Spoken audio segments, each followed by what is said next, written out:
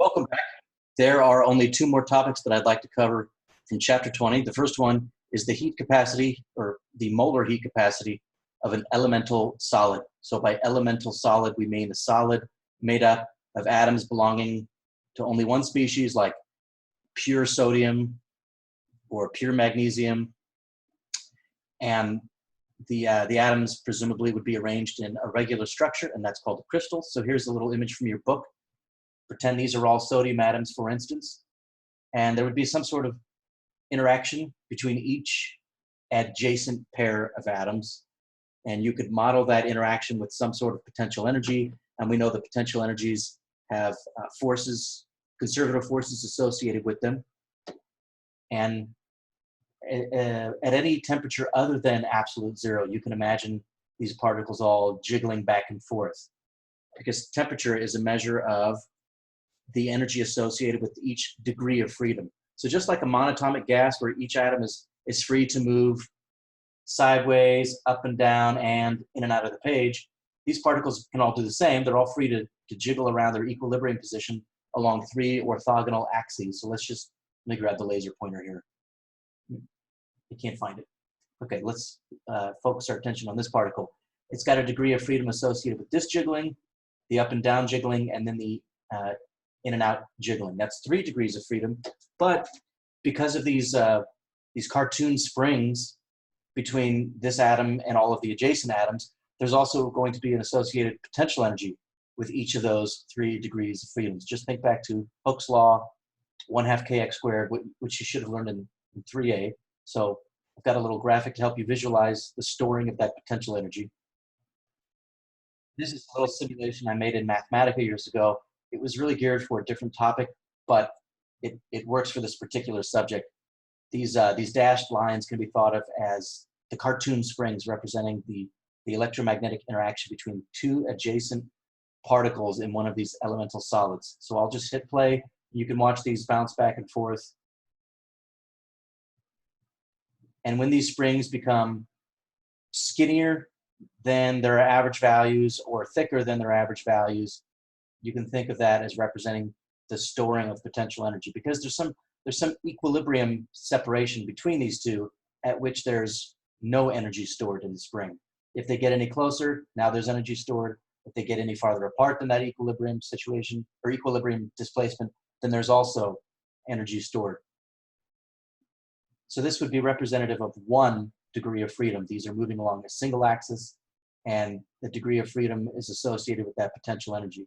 But you've got 3 axes along which they can move, and that's 3 springs. So three translational kinetic energy degrees of freedom and 3 spring potential energy degrees of freedom, for a total of 6 for these elemental solids. So if we return to the equipartition theorem, which is a result from statistical mechanics, we can use that result to predict what the molar heat capacities ought to be for an elemental solid. Remember, the equipartition theorem tells us that the average energy per mole per degree of freedom, I had originally written 1/2 kT, that's per particle, but per mole would be 1/2 RT. Remember, this is basically 8 joules per Kelvin per mole. So if you multiply that by something like 300 kelvins, you're getting on the order of thousands of joules, which sounds about right for a mole of particles, not a single particle.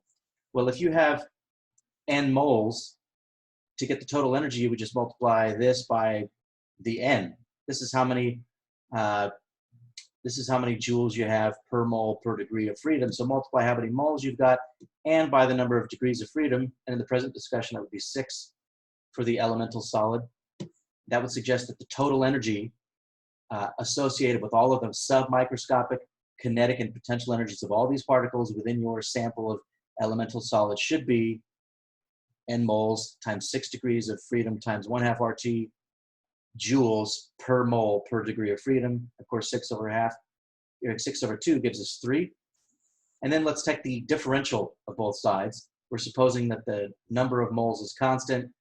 This is a constant. And we find that if the temperature changes by a small quantity dt, a tiny little increase or decrease dt, then the total energy is going to go up as well.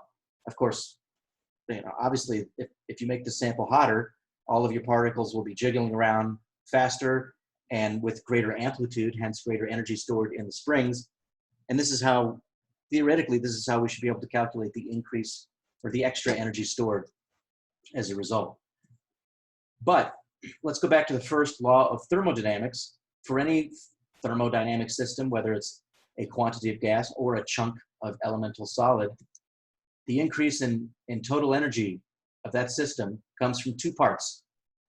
It's the heat that may flow in or out and the work done on the substance. Now, for an elemental solid, it's difficult to compress a solid or allow it to expand. So if the volume doesn't change, you're not doing work on the solid and the solid's not doing work on its surroundings. So that's why I've crossed out dW. And that would mean that any heat flowing in or out would be the same numerically as the change in energy. The change in energy only comes from heat entering or leaving. But lastly, I've written the definition of heat capacity at constant volume. It tells you that the heat required to raise a solid's temperature by an amount dt should be equal to the number of moles you're talking about times the heat required per mole per degree Kelvin. That's how we define constant volume heat capacity. Now, realistically, in a laboratory, you would really be talking about heat capacity most of the time at constant pressure. Because if you do heat up a solid or cool it down, it actually will change its volume ever so slightly. But what's not going to change is the pressure in which it's immersed in many scenarios. If you've just got a chunk of sodium sitting on a table at atmospheric pressure, that pressure is what stays constant. So you really want to define this as C sub P. But for solids over a wide range of temperatures, CV and CP are practically the same. That is not true for gases. There's a significant difference for gases. Okay, so if I compare, since dQ is the same as dE, I could just replace this by dE. And now I've got two expressions for dE, this one and this one. They both have an N and a dt in common, and I think we've identified the heat capacity of an elemental solid. It should be 3R, and if I use my calculator here, 8.31 joules per mole per Kelvin times 3, that's something like, that's roughly 25 joules per mole per Kelvin. And if you look at tables in the book, you'll see that the heat capacities of many solids are close to that number. Here's a little table from your book. I'm looking down here at elemental solid, 6 degrees of freedom. Sure enough, 25 joules per mole per Kelvin. That's it for that. Moving on now, we need to talk about how energy is apportioned between two ideal gases which are initially separated and then allowed to mix. And they may begin at different temperatures. And actually, they're not even required to mix. In this simulation, the barrier here is removed and the two are allowed to mix. But your book talks about a partition between the two that doesn't permit particles to zoom back and forth between the two regions, but they are allowed to collide and exchange energy through those submicroscopic collisions. Either way, the result is the same, and we're going to express that mathematically. But let's just watch this first. Take a look down here.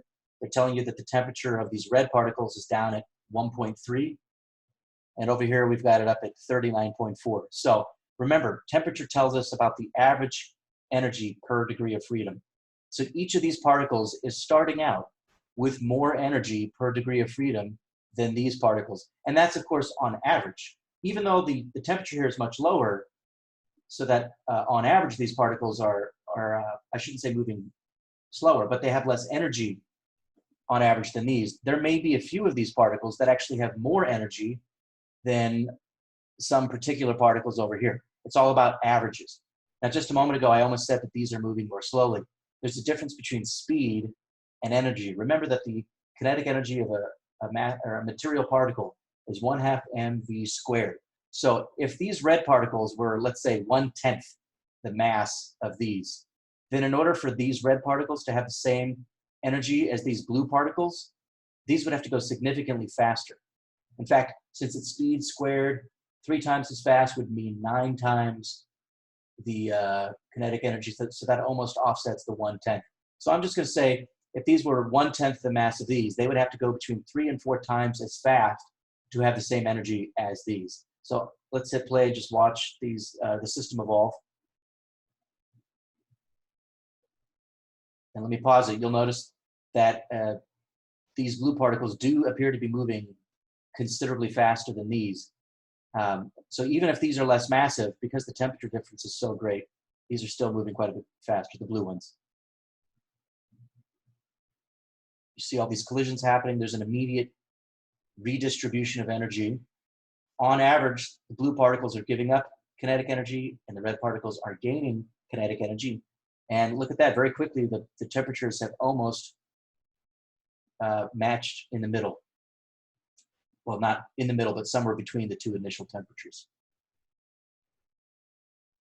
And I think it was evident from that zoom, but you can also tell from here, look carefully, the red particles, watch their average speeds. Watch the blue particle speeds carefully. It looks to me like, on average, the blue particles are moving more slowly than the red particles. Let me back up a few seconds, see if you can confirm that.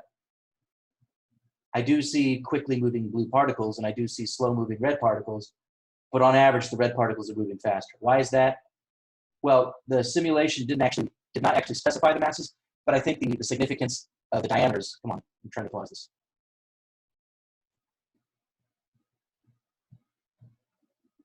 Okay, my browser's acting up here. I think the significance of the diameters is the larger diameter of the blue particles is supposed to suggest that they're more massive. So you would expect that after reaching equilibrium, after redistributing all the energy so that on average the red and blue particles have the same energy, the red particles would have to be moving faster. Let's take a look at that mathematically. Remember that your book uses this lowercase epsilon for the energy per particle, and the average value, I should have added average here, would be 1/2 m times the average value of v squared. And I'll remind you, v squared averaged, the average value of the square of the speed is not the same as v average squared. See how the placement of the parentheses is different? But it's close enough. V squared average is actually VRMS squared. Subtle distinction, worth reviewing. Okay, solve this for VRMS, and you get this. So the idea is, after those two quantities of gas are allowed to interact thermally, and they're given enough time to reach equilibrium, the temperature should be uniform throughout, so that on average the red and blue particles should have the same energy, the same kinetic energy. So think of this as a constant from red to blue. So if you're dividing by a smaller mass for the red particles, then you're now talking about a greater RMS speed. So the takeaway there is, when you allow two different gases or two different quantities of gas at different temperatures to interact thermally, once they reach equilibrium, they're not all going to have the same speed. They're all going to have the same average kinetic energy. Now, if you're talking about identical species of gas, if you mix hot nitrogen with cold nitrogen, then at the end, since all the masses are the same, then you could go further and say that the speeds would be the same as well. But in general, it's the average energy which ends up being the same throughout the medium. And now it's a very simple matter to look at how the energy is apportioned during the approach to equilibrium. Suppose there's a barrier here that permits these particles from moving back and forth from one side to the other, but they are allowed to collide at the barrier and exchange energy, so that eventually the average energy of these will be the same as the average energy of these. That doesn't necessarily mean that their speeds will be the same, because this could be a different type of particle than this. But I'll use capital N with the subscript 1 to label the number of particles here, and I've drawn 5. Over here I've drawn, I think I drew 8. Okay. And after equilibrium is reached, how much energy, what fraction of the total energy here, because if you add up all the kinetic energies of all these particles, there's some fixed sum of total energy here. How much of that energy is on the left side? That's very simple. Because on average, they should all have the same amount of energy. So all we have to do is take the 5 particles that this side possesses and divide it by the total number of particles times the total energy. Simple as that, right? If there's a total of 100 joules shared amongst all of these, well, 5 out of the 13 total particles are in the left side. So 5/13 of the total energy should be on the left side. Now, you may be thinking, wait a minute, this is a very small number of particles. As these are jiggling around and bouncing into the partition and exchanging energy with the other side, isn't it possible that for a moment, because these are moving really quickly, couldn't there be some moment where all of these bumped into those in such a way that most of the energy is over here? And then, just a moment later, some of that energy will be passed back over here. But it's very possible to have a less likely distribution of energy. And that's true. For a small number of particles, you can't actually make the case that this will be true at all times. But as soon as you start talking about trillions of particles or billions of trillions or trillions of trillions of particles, that would be 10 to the 24th, which sounds about right. That's between 1 and 10 moles. Then it's extremely unlikely that you would have any distribution of energy other than this at equilibrium. So this is the equation presented towards the end of your chapter. And they go about it in a slightly more roundabout way. I just used number picking to make it obvious here. But the formula that I'm using is N1 would be N1 over the total number of particles, N1 plus N2 times E totes my goats.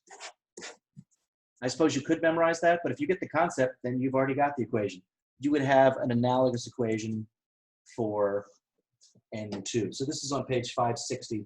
Take a look at that. And with that simple concept, we can handily solve number 35 from your chapter 20 homework. We've got 2 quantities of gas A and B. They don't specify whether it's nitrogen, oxygen, whatever. And we're told how many moles of gas are in each. Now, instead of gas A and gas B, I was thinking maybe they should have gone with gas E and gas X. Gas E, gas X. Okay, fine.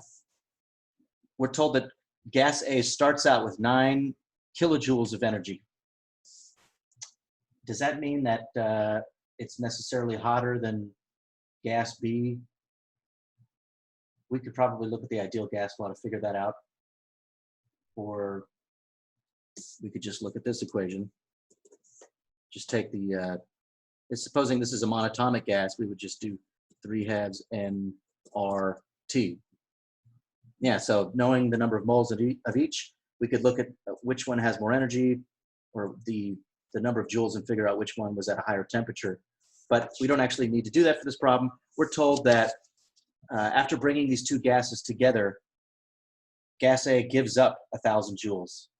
Well, presumably those 1,000 joules went into gas B. And we know that heat only flows from a warmer object to a colder object, high temperature to low temperature, or lower temperature. And what they're asking us to find is the total energy that gas B had originally. Now, I like the way your solutions manual did this algebraically. You should take a look at that. But let's do it in a perhaps even easier way. The fact that gas A started with 9,000 and loses 1,000 means that it ends up with 8,000. So we already know that gas A finally at the end of equilibrium has only 8,000 joules. But we can use the relation that I just wrote down here. We know how many moles we're talking about because they told us the moles for each gas. So we can express this ratio here. But the final energy of gas A should be, well, there are 4 moles of gas A, but there are 4 plus 3, since there are 3 of B, 3 moles of gas total. So gas A, after it's had plenty of or sufficient time to exchange energy with gas B and reach equilibrium, gas A should have 4/7 of the total energy. Or in other words, the 8,000 joules that we already know is supposed to be 4/7 of E total. Boom, now we know what E total is. Just solve for E total, multiply by 7 first, so 8 times 7 divided by 4, and we're in thousands here. So the total energy would be 14,000 joules, 14 kilojoules, and now we know how much energy gas B must have had originally. That would be the total energy minus the initial energy of gas A. So take the 14,000 total. It's the same before and after because we're imagining that this is a closed system, and subtract what gas A started out with. Oops, I almost made an error. Gas A started out with the 9,000. So 14,000 minus the 9,000 means that there were 5,000 joules in mass or gas B originally. Now, just because gas A started out with more energy than gas B doesn't necessarily tell us that the temperature was higher. You would really have to go to, I'll write it here, you'd really have to go to this equation. This is for a monatomic gas with 3 degrees of freedom. Knowing the amount of energy and the number of moles, you could solve for the temperature. Kind of a trivial problem, is it not?